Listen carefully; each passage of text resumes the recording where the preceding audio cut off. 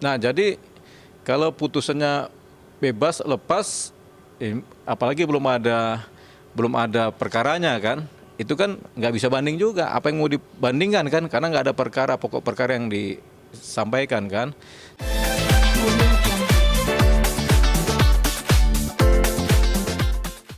Kasusnya Nikita Mirzani lagi ya, bebas demi hukum. Itu putusan apa penetapan? Putusan. Putusan. Berarti hakim langsung memutuskan membebaskan Nikita ya. Dengan dasar Saksi korban tidak pernah hadir di persidangan itu, sudah 4 kali sudah dipanggil paksa juga.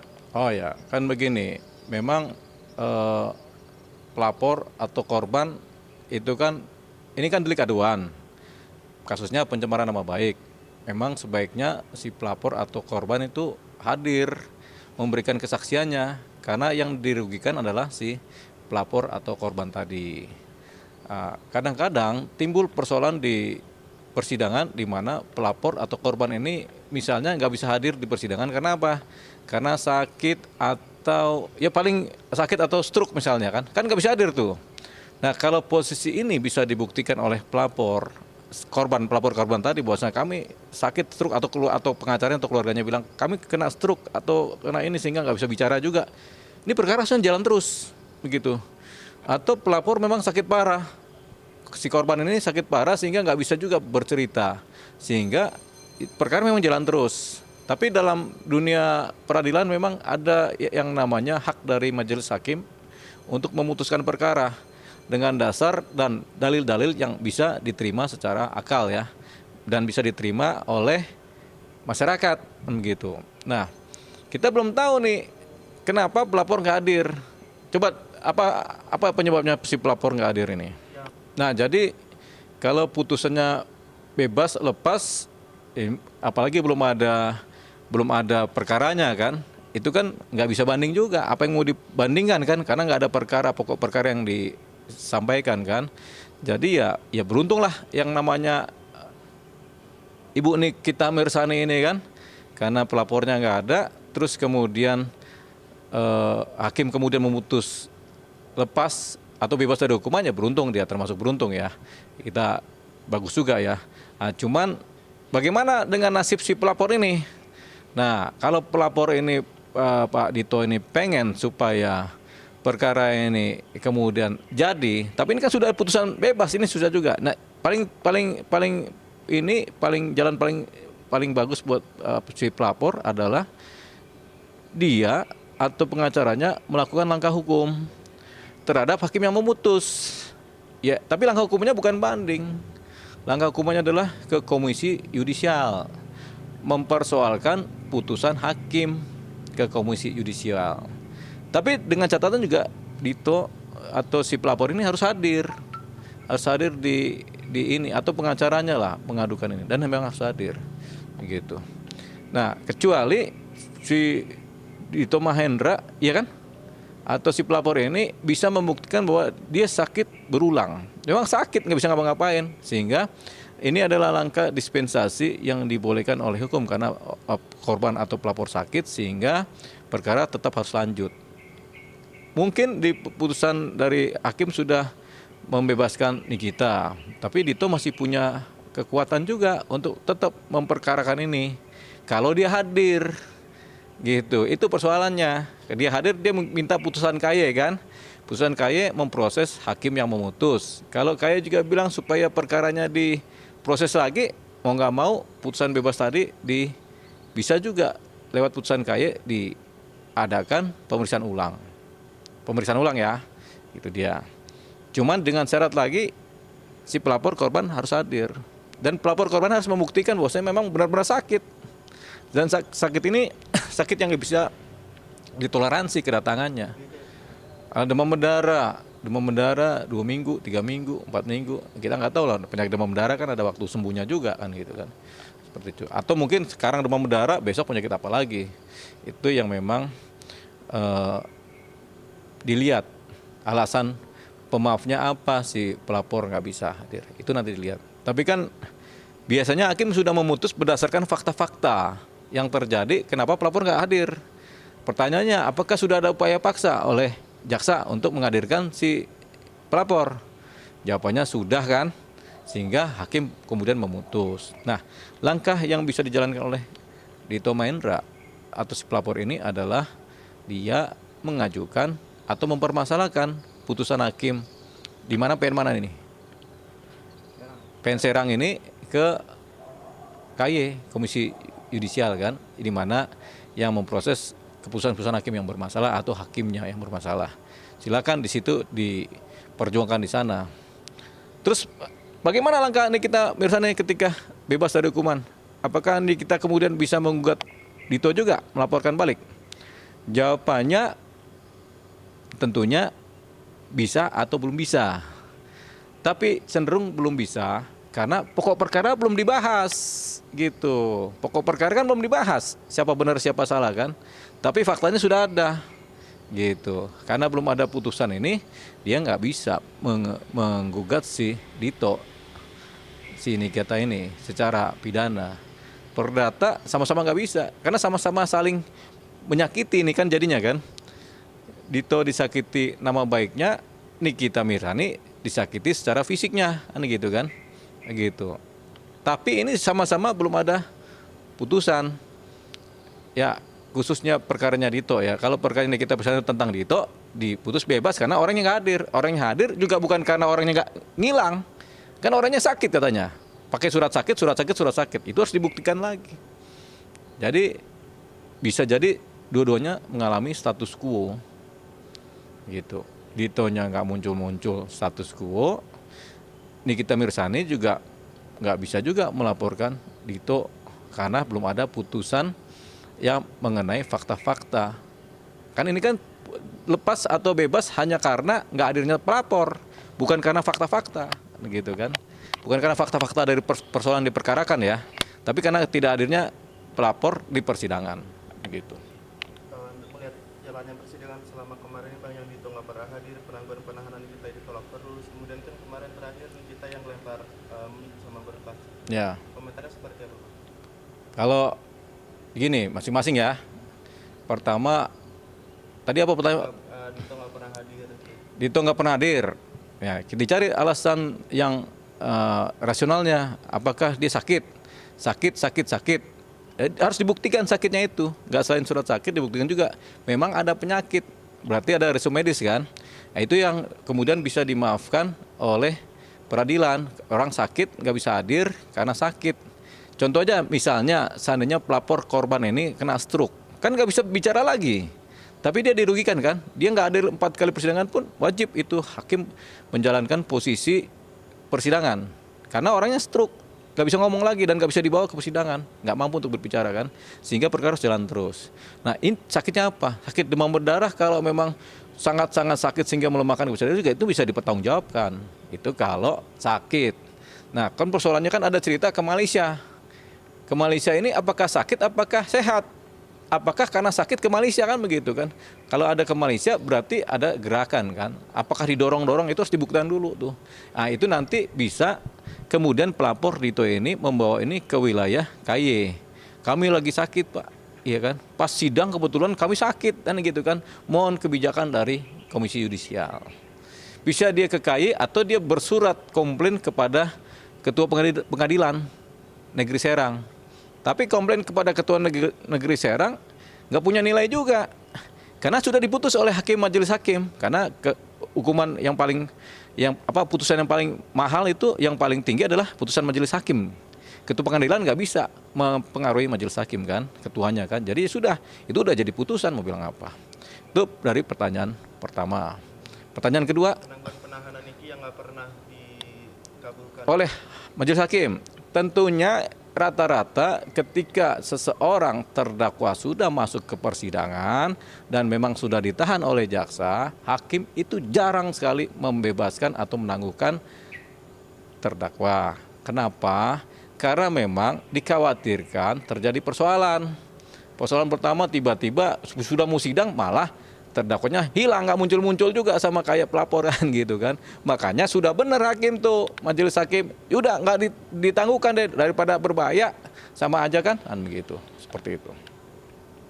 Jadi udah benar majelis hakim tidak menangguhkan. Jangankan majelis hakim di Serang, saya aja punya perkara pidana itu yang ditahan-tahan itu, saya punya klien, kan nggak pernah kita minta permohonan penangguhan tuh dia kabulkan tuh jarang sekali terjadi. Kecuali ada dasar pemaaf, misalnya orangnya sakit berat, misalnya stroke, citra mah bisa juga dibantarkan kan, gitu. Tapi kalau lain itu nggak akan pernah diputuskan oleh majelis berupa penetapan untuk menangguhkan penahanan tuh jarang sekali terjadi. Makanya udah benar majelis hakim mengambil rasio putusan penolakan penangguhan itu dari 90% kejadian, rata-rata memang ditolak begitu. Ya, pertanyaan ketiga. Kemarin sempat Niki ngelempar mic sama berkas pas proses itu. Nah, itu juga salah Nikinya itu, karena emosi boleh emosi, tapi jangan sampai kemudian secara emosional menjadi perilaku yang tidak terkendali. Kita kan bisa lihat kan, orang boleh marah-marah tapi jangan merusak, boleh marah-marah tapi jangan kemudian merusak sistem yang ada atau menghancurkan pola-pola yang sudah ada yang kita sepakati. Ini kan di peradilan itu kan harus dikedepankan sopan santun, etika, itu yang paling penting, moral, kemudian rasa patuh terhadap persidangan, kan penghormatan lah terhadap jalannya sidang. Nah, ketika kita melakukan itu ya secara etika dan moral dia salah, bahkan secara hukum dia salah. Dia bisa diperberat hukumannya, bisa juga ada hakim nggak puas, dia dilaporkan ke pidana baru lagi, namanya contempt of court, kan bisa. Untung aja ini hakim nggak menjalankan itu, atau pengacara atau jaksanya nggak menjalankan itu kan, sehingga dia lolos dari posisi contempt of court, ya kan, apalagi putusan bebas kan begitu. Jadi disitulah nih kita salahnya. Terus siapa yang melaporkan dia kalau dia salah? Tentunya ketua majelis dong, ya kan. Tapi kan ketua majelis kan tidak melakukan itu. Ketua majelis timbang-timbang ya, karena persoalan emosional juga mengganggu dia sehingga dia berperilaku yang berbeda kan, atau yang tidak semestinya. Itu yang menjadi concernnya ketua majelis kan. Nah, tapi karena timbang-timbangnya itu sudah nggak diapa-apain. Itu haknya dari ketua majelis.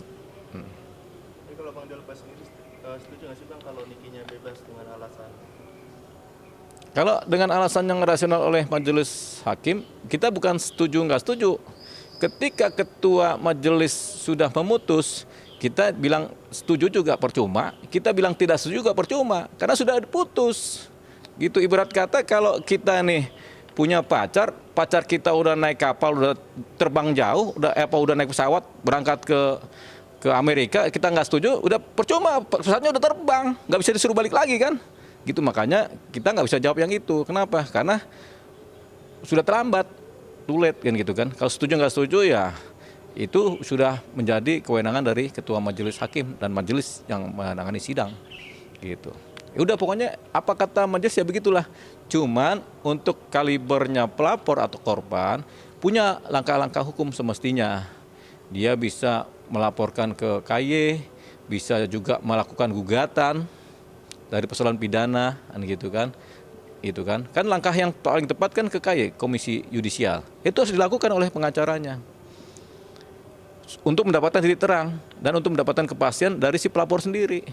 Karena bisa jadi mungkin pelapor juga pengen hadir di persidangan, cuma kendala juga gitu kan. Sehingga mungkin dia bilang, saya minggu depan mau hadir kok gitu kan. Gitu. Nah, itu juga harus ada langkah-langkah strategis dari pengacaranya si pelapor. Gitu. Tapi yang ketidakhadirannya si Dito lagi kan kemarin katanya bisa dipidanakan lagi si Ditonya ini dengan 224 KUHP, itu benar nggak sih? Apa isinya? 24, tahu nggak? Yang pokoknya dia tidak hormat dengan pengadilan, jadi bisa dipidanakan. Oh enggak dong, enggak. Siapa yang mau pidanakan dia tidak hormat dengan pengadilan? Karena dia punya hak nggak hadir di sidang walaupun dia pelapornya. Kenapa?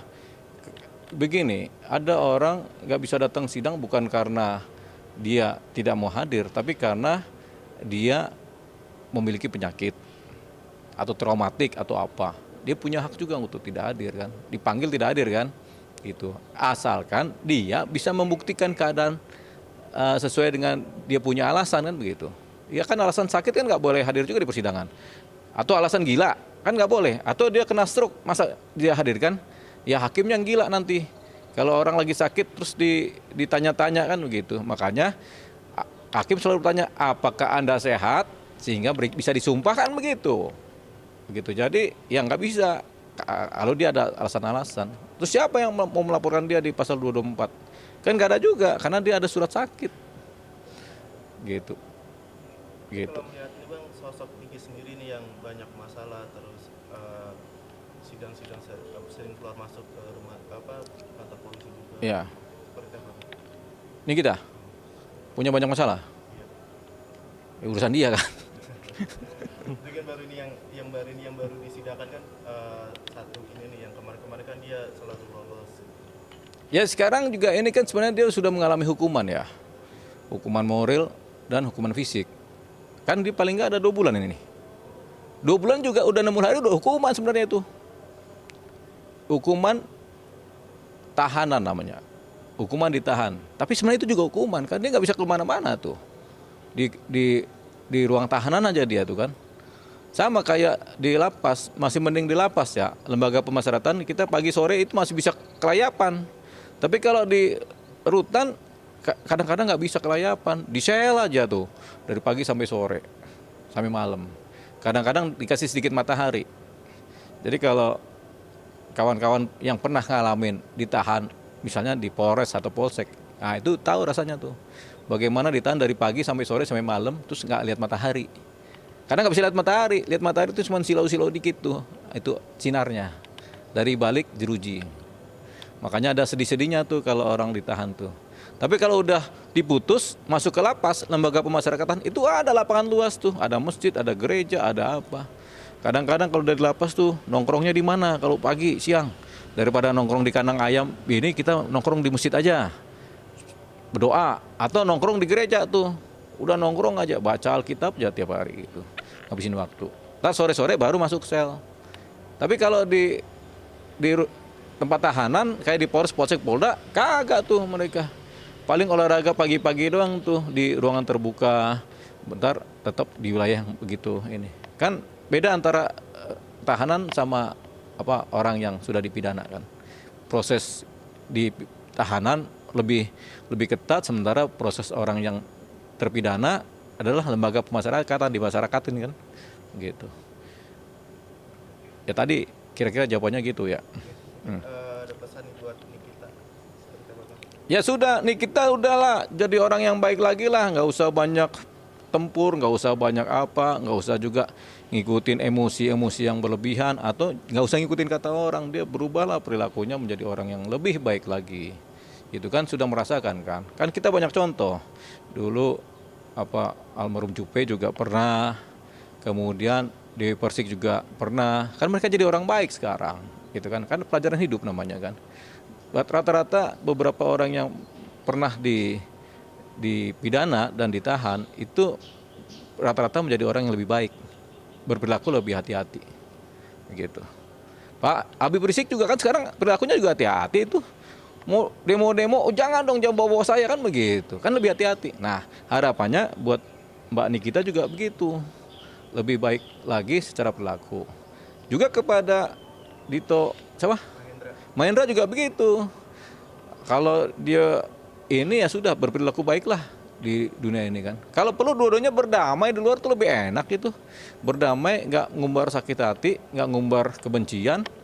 Karena yang merusak kehidupan itu kan kebencian dan sakit hati, dan amarah, emosi kan. Yang membuat orang jadi baik hati karena kasih sayang dan penerimaan diri terhadap orang lain, ya kan. Ya kasih sayang aja, mengasihi orang itu kan kita jadi nggak benci, kita bahagia, kita berdamai, sukacita di hati. Jadi buat kita Mirsani ya sudah bersyukurlah dengan putusan hakim. Buat Dito juga sudahlah bersyukurlah dengan apa yang sudah ada. Tapi kalau memang tidak puas, saya kasih tahu jalannya. Jalankanlah ke Mahkamah Yudisial. Ajukanlah gugatan atau persoalan putusan bebas ini ke Mahkamah Yudisial. Kalau banding, belum ada isi posisi banding. Kenapa? Karena putusannya bebas. Dan belum masuk ke fakta-fakta duduk soal perkara.